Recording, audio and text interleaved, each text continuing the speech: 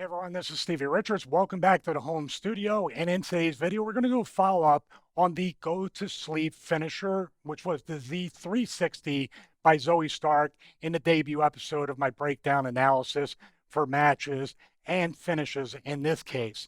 So, what better time to follow it up than actually talk about CM Punk's go to sleep finish from the debut episode of AEW Collision?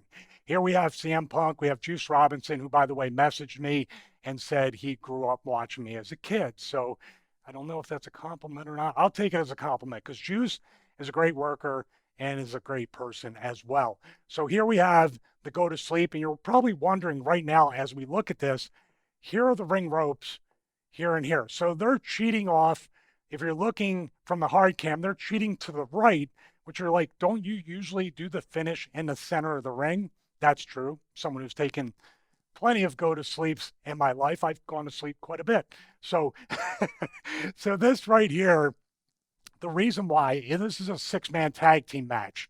A lot can go wrong with ring positioning, and we're going to have a ring positioning chapter during the videos moving forward. But in this one, we're just going to talk about how he cheated, say, hard camera right on this side, because we have FTR right here. And more importantly, his ankles and feet are right there. So if they go to the center of the ring, there's going to be a chance that Punk could land Juice Robinson onto the members of FTR. So they're trying to stay away and they're trying to kind of peel to the corner or under the rope, but they have to make the save from Joe making the save, I should say. They have to stop Joe from making the save, or at least be aware that those other two heels could come in to try to make the save. So they don't want to peel out of the ring, but they also don't want to be in the way of the actual finish, which is the centerpiece of what we're talking about in this video. And the centerpiece of the whole match is that finish where he's going to get the 1, 2, 3. So let's kind of frame this forward. By the way, we would play it in real speed, but sometimes YouTube's a little weird with that. So I'm experimenting. Maybe the next video we'll play the entire sequence in real speed. But for now, we're just going to break it down frame by frame. We're also looking for a different player to do bi-directional scrubbing. Very easy frames of 1 second, 2 seconds, stuff like that. So here we have Punk. Now, I'm pointing this out not to try to get cute, but the reason why he reaches in is he can cinch up and really pick up Juice Robinson, where with the Z360, you can tell there's a lot of cooperation with the flip into the knee. Here, Punk is literally just shooting in and picking the guy up almost in a deadlift type thing, which, by the way, once the guy gets up into this, it's Punk's strength. His lower body strength is holding a guy up there. I've seen him do it to guys like Kane, Undertaker, really big guys. So he has a lot of deceptive strength that he can get this guy up and then hold him up for the knee. Hopefully not to the face, but maybe the chest would be good. So let's frame this forward. Now, I like the fact that the cameraman and the director know to get a tight handheld shot when he goes to pick him up. And the second he gets him up, they switch to the hard cam so you can get people behind there. You can see the reaction. Hopefully they're standing on their feet already, but hopefully they'll react much better than that. And then when he picks him up here, now he's hooking him. Now, the thing about the go to sleep, the standard one, is the fact that it's safe. As long as he doesn't knee you in the face, if he gets you under the chin or in the chest, it's all good. And long hair really helps a great deal with that. Juice Robinson has plenty of hair, so Punk, it can look like he jaw jacked him and hit him in the chest. Now, we have a whole lot of room right here. The reason being, once again, we have an FTR guy. We have an FTR guy right there.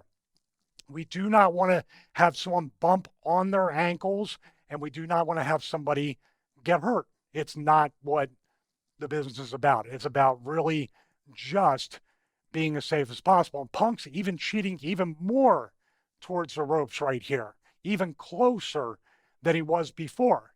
And he's got to squat down a little bit, get a nice bit of momentum right there. And Juice is going to push a little bit, but I'm looking right here. This is pretty much all Punk.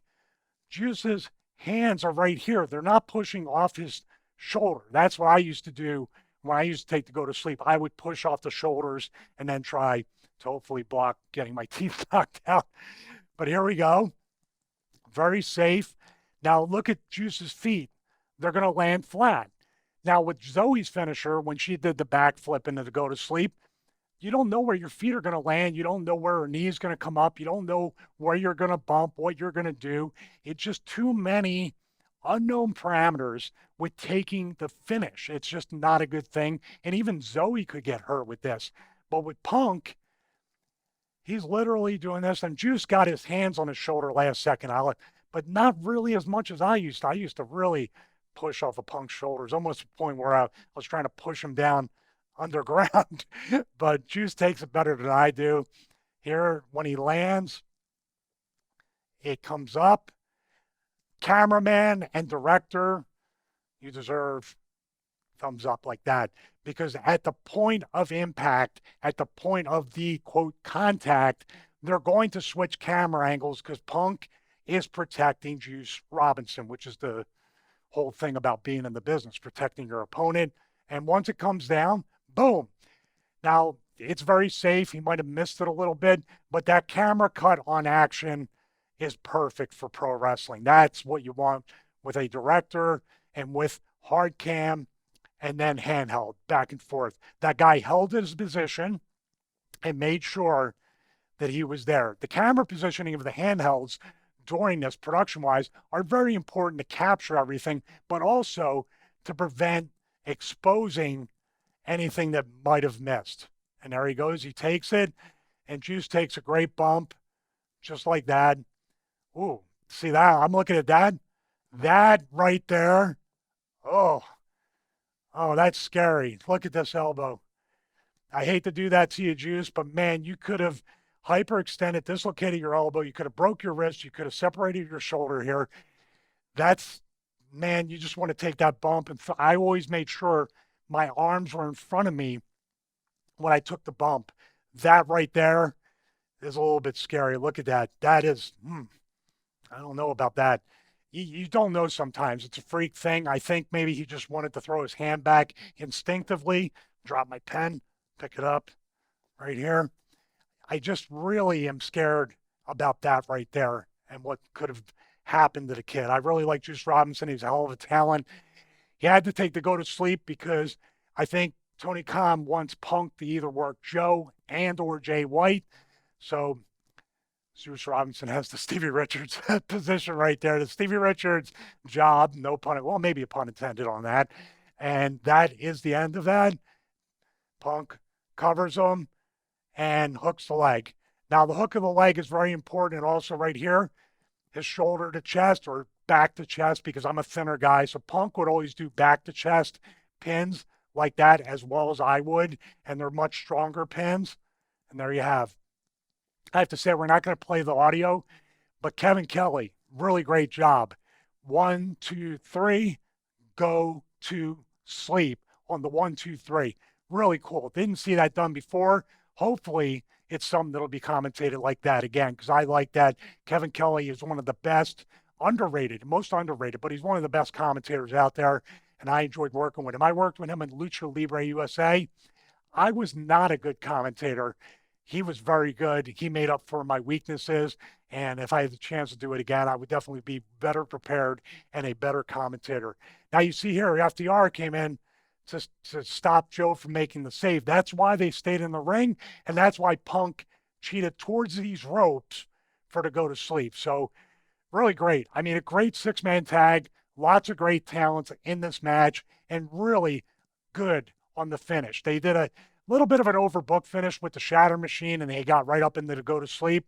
I'm not a fan of that, but I could see why they wanted the gear or the pacing to be at the highest point then, and the crowd reacted to it. So it's a really good finish. Just psychology-wise, I don't think it was really the best way to go about it, but they wanted to get their finish in. Oh, there's people, everybody on their feet. That's what you want right there. Punk covering them right there, but still kind of selling.